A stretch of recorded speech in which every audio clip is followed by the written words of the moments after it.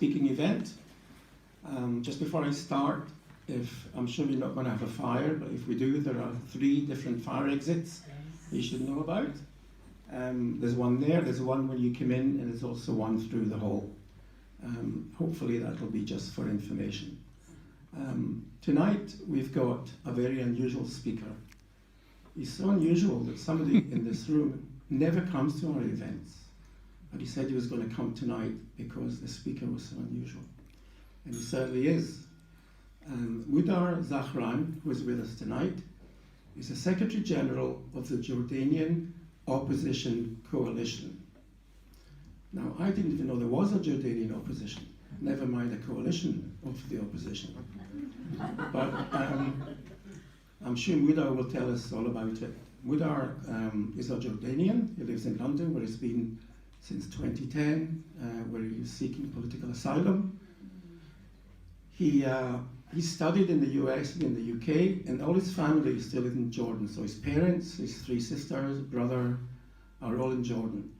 And he's the only one of the family that's living in the UK. In fact, he told me this evening that he hasn't seen his father for 7 years because he can't go back to Jordan, and his father can't come out to see him either. So he'll tell us the story of what he's doing just now, some of his background, and I'm sure you'll find it very interesting indeed. So Mudar will speak for about half an hour, and then we'll have plenty of time for questions. So as he's speaking, I'm sure he'll say some things that it'll be worthwhile following up on. So please welcome to Glasgow, Mudar Zahran. Here. Well done.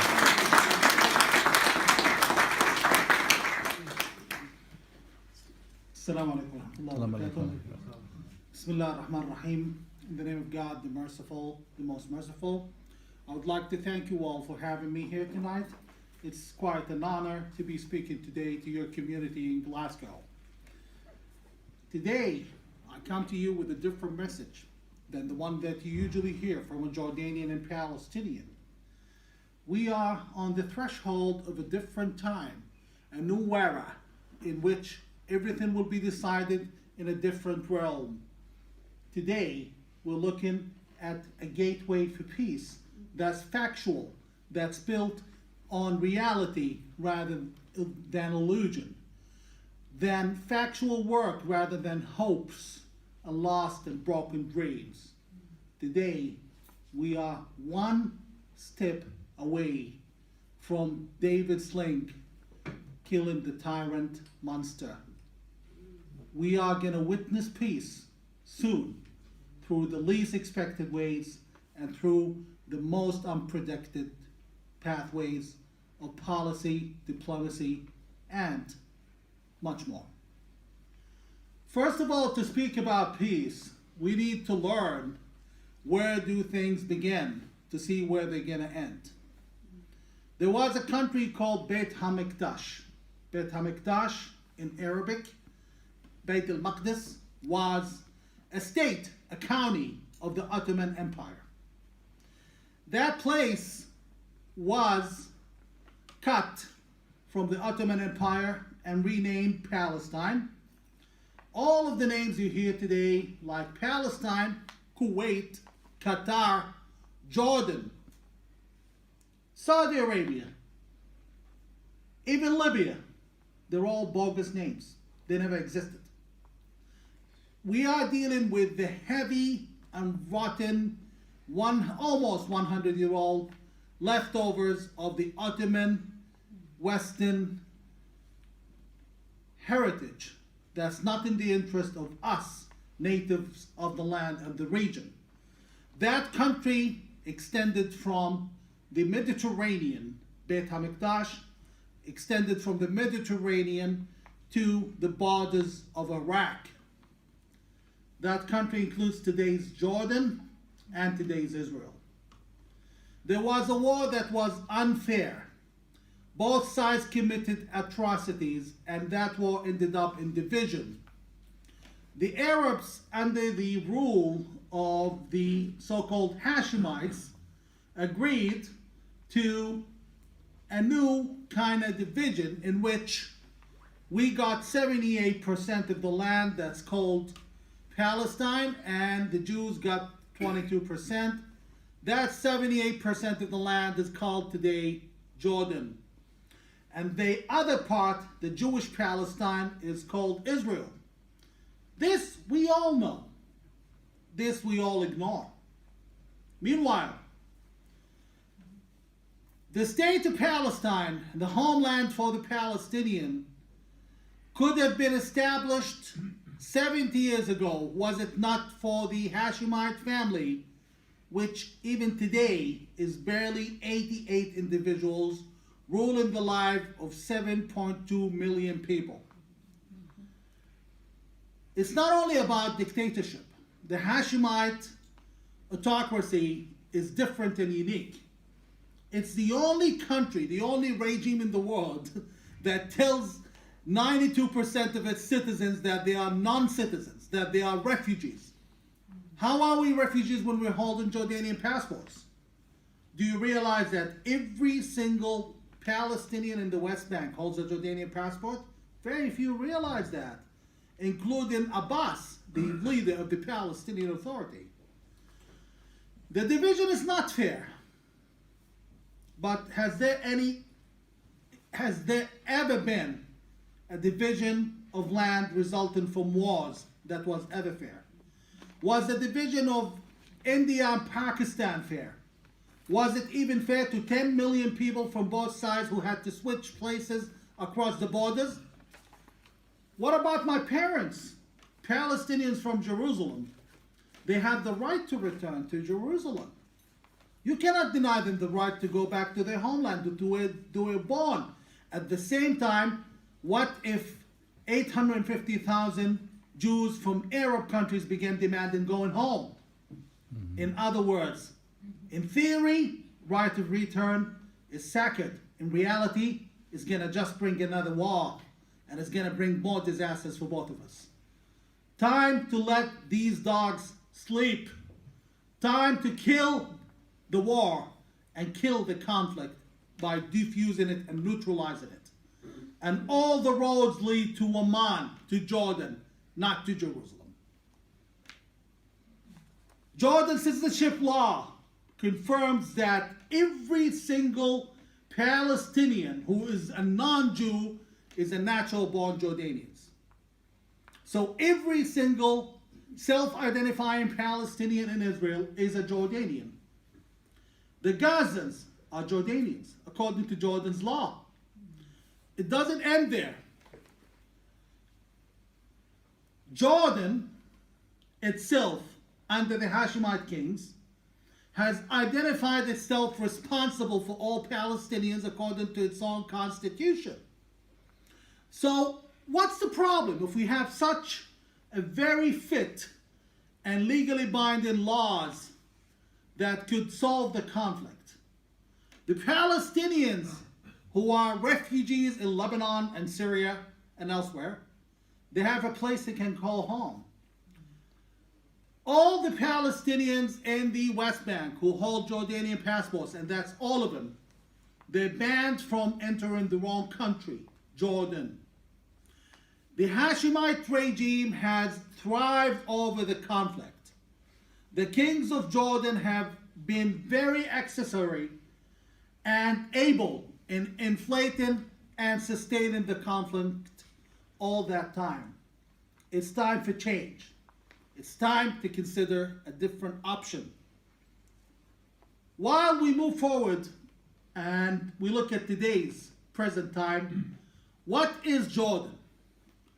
Most people, when they talk about Jordan, including some self-described experts, they talk about laws and facts that were valid 15, 10, and sometimes 20 years ago. A lot of myths, and let's speak about the facts. Jordan's king, Abdullah II, does not control Jordan's army, does not control Jordan's intelligence, nor does he control anything to do with the country's security. Jordan's king does not control anything in the country except for the executive body, which is the budget, the money, and that's pretty much his interest. The army is under full influence thanks to full cooperation with our American friends, that's the Army and the Air Force. As for our intelligence security agencies, we are in full cooperation with the CIA, the Defense Intelligence Agency, which is, for those who don't know, is like the military CIA, the Mossad, the MI6, and the MI5, and many other friends, especially the Swedes and the Germans. And these are information which you won't, this is information which you won't necessarily find online, but it is true. The king is irrelevant. The Hashemites do not control the borders in order to protect the borders. Some argue that we need the Hashemite because they keep the peace with Israel, because they keep the borders safe. How can they keep the borders safe if they don't control the army? If Jordan's king falls tomorrow, what's the difference? What's going to happen to Jordan? What's going to change in Jordan? If the army is controlling the borders and the intelligence is controlling the country's security, and the king spends up to 80% of his time out of the country, why are we keeping to this outdated, irrelevant regime that's so expensive to all of us? Any hopes or chances for a Palestinian state inside Israel, be it in the West Bank or elsewhere, is out of the question. We are connected. We have friends in all places that matter. And I can assure you, nobody believes anymore that there will ever be a Palestinian state in the West Bank. It won't happen. Israel won't allow it. The US doesn't believe in it. And the Arabs are not willing to finance it.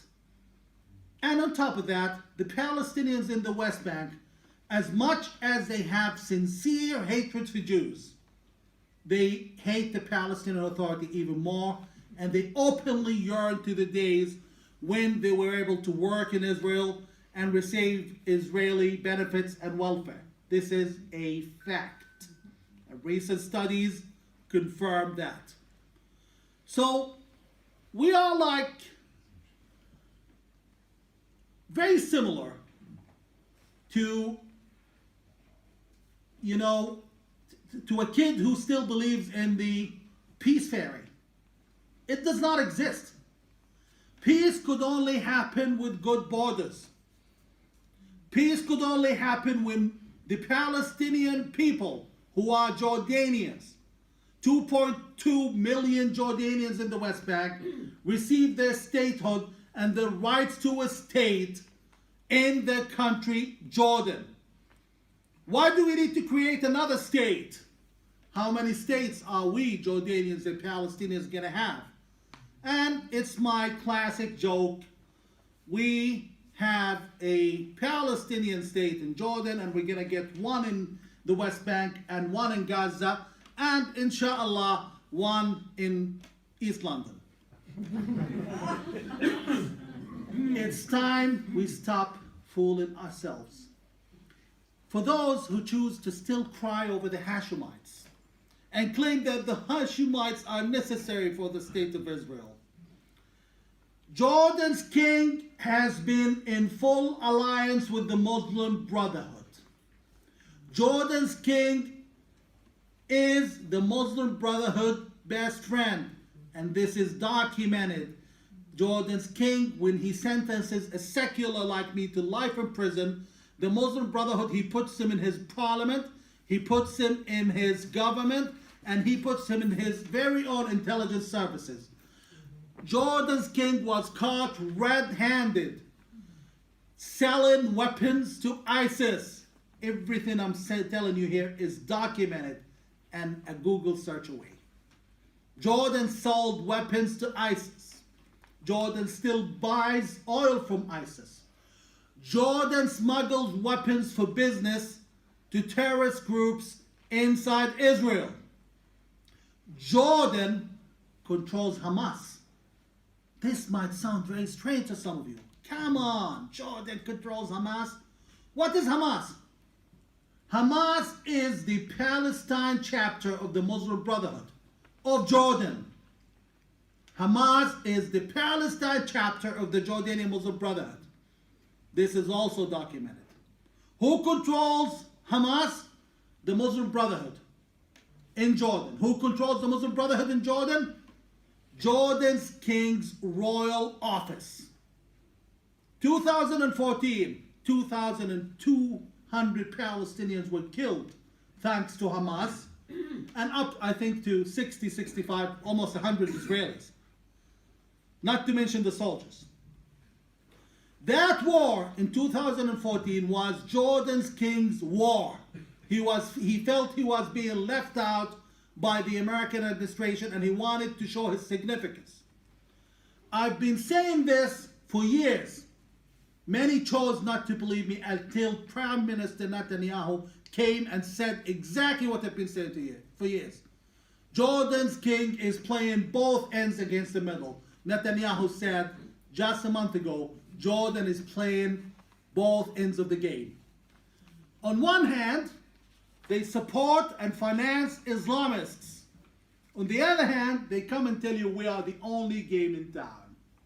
No, you're not the only game in town. We, as the Jordanian Opposition Coalition, have managed to bring the king to the verge of collapse several times. The most successful attempt we had was in 2012. November 2012, we asked the people, because we do have the influence and the popularity, to go to the streets and demand that the king steps down. 1 million people, and this is documented. 1 million people. These are things you can find online. Just when you go home, check it. November 2012 in Jordan, 1 million people out of 7 million took to the streets and even surrounded the king's own palace. The king and his family fled the country. They were nowhere to be seen. And the army, which is under American influence, which we intend to keep someday when we liberate Jordan, the army took over the country. And we were just ready for the king to announce his abdication. What happened? Obama's administration, which was very supportive of the Muslim Brotherhood, brought him back. It happened in November 2012. Then we tried again in August 2013, and the king fled and went to the Vatican. He stayed in the Vatican. And again, feel free to search and verify everything I'm telling you here today. Then there was another time, and I won't go into details, and each time the Muslims supporting Obama brought him back, because if the king goes, the Muslim Brotherhood goes. By the king's own admission, Jordan's Muslim Brotherhood is a part of the regime. So it didn't stop there. 2014, I warned on social media and with an article of mine in the Jewish Press magazine in New York, that Jordan's government was planning a new intifada, and that the intifada was going to be launched in Jerusalem. The ninth intifada was launched, and it began exactly in Jerusalem. We were aware that the king was planning it with his intelligence operatives in East Jerusalem, and they were working on it for 7 months before it was launched. How many Israelis and Palestinians were killed in this? The Hashemites are parasites working on our blood, and they are not a part of the problem. They are the problem. If there were no Hashemites, there would have been a homeland for us for 70 years by now. Even if a hostile government in Jordan exists, even if it's anti-Israel, it's a problem in Israel's borders, not a problem inside Israel. Which one would you prefer? A lion inside your house or at the gate? If you have to choose. No matter how you look at it, sustaining the very expensive regime in Jordan which is financially exhausting, economically depressing, socially devastating, and security involving to keep the king in power. You are keeping a man who doesn't belong to 7 million people. I represent 6 million Palestinians in Jordan, and even by marriage, my wife represents the Bedouins. I represent every Jordanian. Whom does the king represent? None. That being the case, you don't have to listen to what we say about the king. You just have to listen to what the Mossad says. November 2015, report by Israeli ambassador Danny Dayan. He was told by the quote unquote the top administration of the Mossad that they believe Jordan's king is its last and that he would never pass the throne to his son.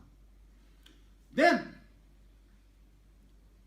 just 3 months ago, a leak of a report by the Israeli Ministry of Foreign Affairs, the Israeli ambassador in Jordan. She said that the fall of the Hashemite kingdom is imminent. Anyone trying to purchase an insurance policy for either Israel or the Palestinians that's based on the Hashemite monarchy is going to lose. There's still time to save the day. There's still time to save Jordan's secular opposition, which is actually popular. Jordanians passionately hate Jews, but Jordanians are not Islamists. Look at their voting record. They rarely vote Islamists in power, unlike, for example, the Palestinians and Jordanians in the West Bank, who always vote for Islamists. The king is leaving sooner or later. The king is eventually leaving. Arab states are cutting the aid to him. In fact, the aid money has disappeared. He is in a big problem with Saudi Arabia today because of his alliance with Qatar. Qatar and Jordan are the Muslim Brotherhood's nest house. Therefore, the king is yesterday's news. He's on life support. His regime is on life support. Eventually, someone is going to cut the machines off. And then, Jordan could either fall into absolute chaos. It's okay, the army will take over. We have an example. In Egypt, Mubarak went away, nothing happened at the borders. Morsi took over, nothing happened. Morsi was toppled, nothing happened. Why? Because the army is in control. Jordan is no longer a country. Jordan is a military regime that's being headed by a figurehead with no authority, and it's time to replace him with someone else. And don't worry, we are realistic. We love our people and we want change for them. We will open the doors for our brothers and sisters in the West Bank, whom 63% of which would like to leave. We would never tolerate the ethnic cleansing of Jordanians and Palestinians from Israel. But if they want to come and join the new Jordan, they're welcome. The new Jordan is a welfare state. The new Jordan is a generous state because we won't steal the money. We won't steal the money like the king does. We're going to give it back to our people. The new Jordan is going to offer to its citizens a health service, jobs, unemployment benefits. This would attract our brothers and sisters if they want to come. They can stay also, and we still take care of them. They can stay in Israel. How many French men and women live in the United Kingdom? They're still citizens of their own country. My citizens in Ramallah, in Shkem or Nablus, and elsewhere, there will be Jordanian citizens who are residents of Israel. They want their paperwork, their passports, their death certificates, and marriage certificates. They can get them from Amman, but not from Jerusalem. Almost 1 million Canadians live at the borders with the United States, and the other way around. It's not taking any of their Canadian citizenship or their rights that they live in the United States. This is the only arrangement there is. Anyone else who could predict or even propose a different solution, may they speak now while President Trump is in power, or forever hold their peace. At the same time, this fake, bogus, ugly, disgusting war and conflict between Palestinian Jews and Palestinian non-Jews, between Israelis and Arabs of the land, has gone on for too long. It's time we save our children. The dirt, the monstrosity, and the waste of wars, which are not our wars. They are the wars of Arab dictators like Jordan's king, Qatar, and others. And even people like Mubarak at one point were involved in creating this. It's the war of greedy Western states which have been meddling in this business. As far as I'm concerned, and as far as my party is concerned, we will make it to power sooner or later. We will go back to liberate Jordan. Today, tomorrow, 20 years, or 100, it's going to happen.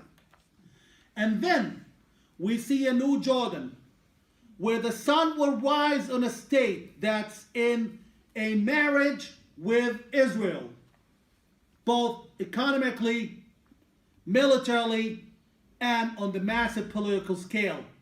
The new Jordan will be to Israel what Canada is to the United States.